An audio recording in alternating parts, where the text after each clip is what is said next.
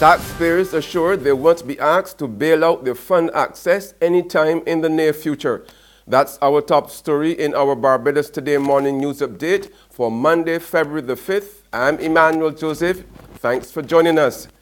Minister of Small Business Development Donville Innes has assured taxpayers they won't be called upon to prop up the fund access anytime in the near future. Donville Innes, who is also responsible for industry, international business and commerce, told the 20th anniversary church service of the Small Loans Agency at the Sanctuary Empowerment Center on Country Road, St. Michael yesterday that the fund is now in a position to stand on its own. We've also been able to increase the limit, the loan limit, up to $150,000 now. And I'm sure there's going to be a mad rush to Penfold Street tomorrow morning to ask the staff, but please bear with them. They're under immense pressure as it is. But we've also found that there's some niche areas in this economy that we really need to be able to give financial assistance to, including the cultural industry, the arts and crafts sector, the professionals, the doctors, the lawyers. These are the kind of niche areas that we're very much focused on at this point in time as we help our businesses to grow. Innes also disclosed that since its inception, Fund Access has provided 2,200 jobs, assisted 1,800 clients, and given $56 billion in loans. Governor General Dame Sandra Mason has pledged to closely monitor what's going on in Barbados in the coming years. In brief remarks during a religious service at Mount Zion Mission at Rock Dundo, St. James yesterday, Dame Sandra made it known that it's her responsibility to be aware of everything that goes on in the country. I would want, as I pledged in my speech on the 8th of January, to serve this country, its men, its women, and most definitely its children, with the impartiality that I would have given to my erstwhile occupation as judge. I will not continue to judge anybody, but I shall certainly be contemplating whatever Barbados will be doing over the years, because, as you know, it is part of my remit to be au fait with everything that's going on in Barbados. A top regional Lions Club official is calling for fresh blood in the local service body. Addressing the Lions Club of Barbados' East 30th anniversary dinner over the weekend at Savannah Beach Hotel, District Governor for Barbados and the Eastern Caribbean, Sharon Greenidge, also pointed to an absence of young to middle-aged volunteers in many service clubs. Many organizations are recognizing that their membership is aging.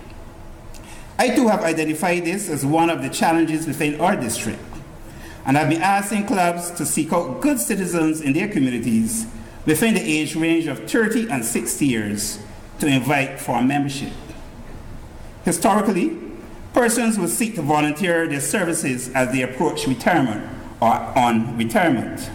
This has led to a high number of members in service organizations over the age of 65.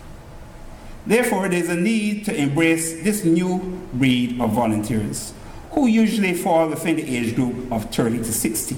Barbadians have been warned not to allow their prejudices to get in the way of their service to others. Acting priest in charge of St. Silas and St. Albans Anglican Churches, Graveney Bannister, also told his congregation at St. Silas yesterday morning that service inspired by grace and love also require the elimination of assumptions and stereotypes. Bannister, who's a magistrate by profession, asked Barbadians to think about the suffering and pain they inflict on those they are able to help but put off that help. There's regional and international news after this short break.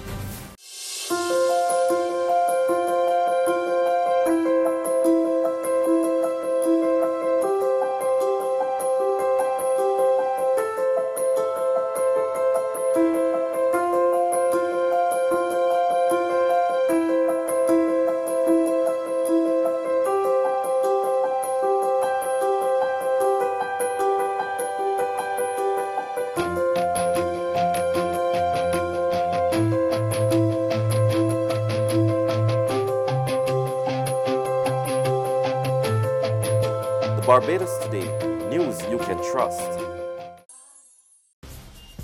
Welcome back with news from the region now. Venezuelans are fleeing to neighboring Trinidad and Tobago in their thousands so they can earn money and supplies to send back home to their families. It's all because of the social, economic, and political upheavals in Caracas, as well as hyperinflation, shortages of food, medicine, and other supplies, and U.S. sanctions. The United Nations High Commissioner for Refugees report dated August 2017 reveals that there are an estimated 40,000 Venezuelans in TNT, including doctors, lawyers, teachers, engineers, and many highly qualified professionals who can't find work in their home country. And on the international scene, at least 2 people are dead and over 100 injured in a train crash in the U.S. state of South Carolina. The details in this Euronews report. The train with 139 passengers and 8 crew members was travelling between New York and Miami when it hit the other train and derailed in the early hours of the morning. A spokesperson for Lexington County said passengers sustained a range of injuries from scratches and bumps to more severe broken bones. All passengers were evacuated from the train. And that's news, but for the very latest, visit our website at www.barbadostoday.bb. You can also subscribe to our e-paper, email updates, or like us on Facebook. We are also on Izumi Media in bus terminals, as well as screenplay at supermarkets and gas stations near you. You can also hear us on Mix 96.9 FM. I'm Emmanuel Joseph. Have a fantastic day.